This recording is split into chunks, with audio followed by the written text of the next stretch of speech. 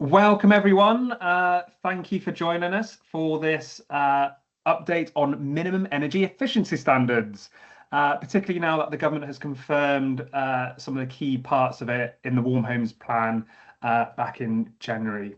So I'm joined today by a great panel, Bobby and Matt. Say hello. And I'm Luke Loveridge. I'm a strategic advisor at Eco Approach. Very much working on the tech side of things and data. So today we'll be going through it's a brief session, just updating people on what's been confirmed, what's still to be confirmed, what are we waiting for, and then we're getting into like a discussion and a Q&A. It is only 30 minutes, so do pop in any questions that you've got in the chat, and we'll try and get to them and get through as many of those as possible. I would say as well that this session is being recorded, so if you do miss bits or need to drop out, you can get access to the discussion afterwards as well. Okay, so the agenda, I'm just going to give you a quick update, about 5 minutes, go through some slides of what we know at the moment, and I'll hand over to Matt and Bobby. So hopefully you can see my slide there. So what has been confirmed? So number one, we've now got a very firm date, so the 1st of October 2030 for all private rented properties, new and existing tenancies, to be compliant. Importantly, they have removed an interim date of 2028 for new tenancies, and now they've just shifted it to just one deadline. And they were also considering including short-term lets, so holiday lets, for example, temporary accommodation, but they're now not going to be including that. Now including a dual metric, so this is quite a significant change. So essentially, landlords will have to meet a fabric efficiency first, so loft insulation, cavity wall insulation, those sorts of things. And if there's any money left in the cap, they then go on to whether it's the heating system, so like upgrading the heating system, or something called smart readiness metric. So that could be solar PV, battery storage, for example. Importantly, there's now a grandfathering rule as well. So if a property can secure a band C under the current system before the 1st of October 2029, that will be deemed compliant for the full 10-year life of that certificate. So that's quite an important piece there, which we can discuss later. They have confirmed that the maximum spend cap will be £10,000 per property. So that's up from £3,500 under old regulations, but it's lower than what they were proposing initially, around £15,000. And again, a really important point here is that they've confirmed spend will count from the 1st of October 2025 last year and onwards. So that removes a massive barrier for landlords that might have been holding back spending on their properties.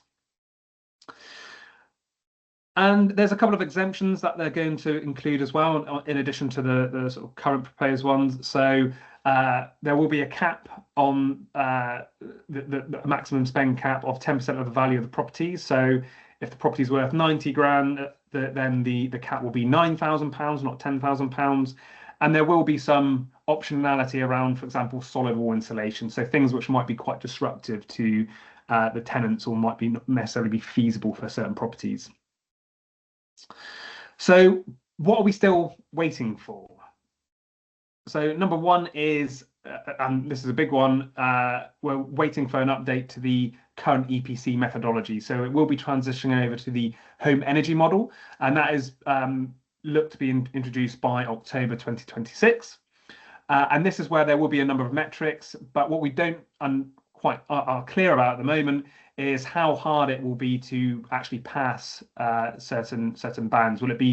Will a band C now, for example, might be a band D under this new metric system, for example. And they are actually consulting on EPC bandings for this home energy model currently. So that's quite a big one, and I would encourage you to sort of feed into that as well. And really just to, even though we've got a lot of like clear steer and confirmation to sort of start laying plans and actioning things, it's not law yet, so it is expected to be laid to Parliament in Parliament this year, and then coming into force into 2027. And in terms, they have set aside about £2 billion for zero and low interest loans. But the eligibility in terms for landlords needs clarification. So how I read the plan, it felt like landlords weren't actually included in those low and interest-free loan support. So there will be, some clarification needed on that. It felt like it was more towards homeowners. Not to say that lenders won't necessarily offer those anyway, but in terms of government-supported loans, that's still ambiguous whether that includes landlords or not. And then just to touch upon enforcement mechanics, so there are potentially up to £30,000 worth of fines per property, so that is quite significant. But how local authorities will be funded to actually enforce that isn't clear at the moment. So, so there's still a few bits unknown, a few bits of uncertainty, but a lot of solid progress in terms of giving landlords and lenders and agents more sort of detail and confirmation and direction of travel for sure. So I've just done just before we go into sort of the Q&A, I just wanted to go through, the reasons why landlords would act now versus waiting.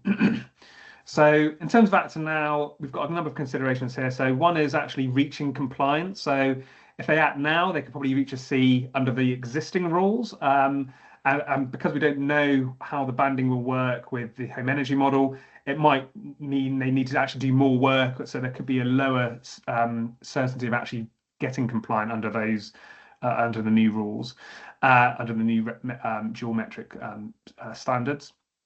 There's also sort of a financial element to this as well. So currently VAT on many improvements are 0%. That is due to expire in March 2027. So unless the government extends that, and they might do, just the total cost on some of these will automatically go up by 5% anyway.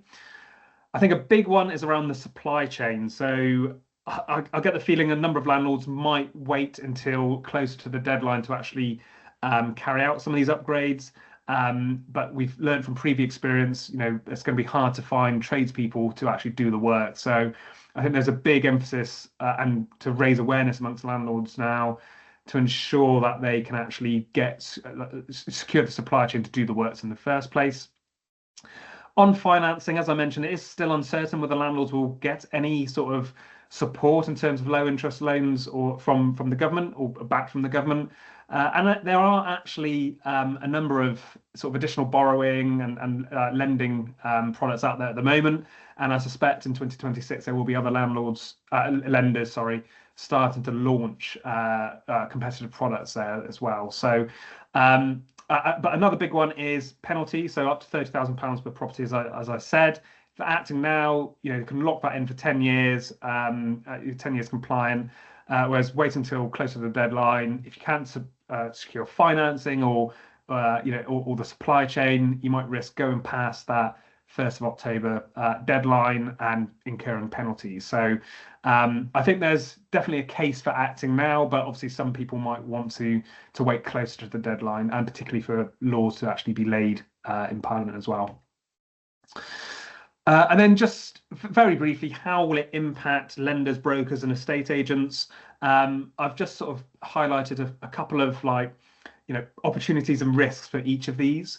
So for lenders, there's definitely a security risk for their back book. Can properties be lended out? Will landlords be facing fines? That sort of thing. But there's also an opportunity around retention strategy, I think, and also how you can get more new customers as well by having certain criteria or different lending products to help them in this. There's also for agents, I think we've discussed this in previous webinars as well, inventory shrinkage. So will landlords sell off properties? So you might be seeing a smaller market. But I do think there is, significant opportunity around a new revenue stream for letting agents as well, helping their landlords to get compliant. And lastly, for brokers, I do think there's a risk around deals potentially becoming more complex. Will lenders restrict criteria? Will not reaching compliance be an issue to actually complete on mortgages and remortgages? But I do also think there's an opportunity, not just around new revenue streams, but also to differentiate yourselves in terms of renovation finance, green finance, essentially, and offering your landlords sort of more routes to release equity, that sort of thing.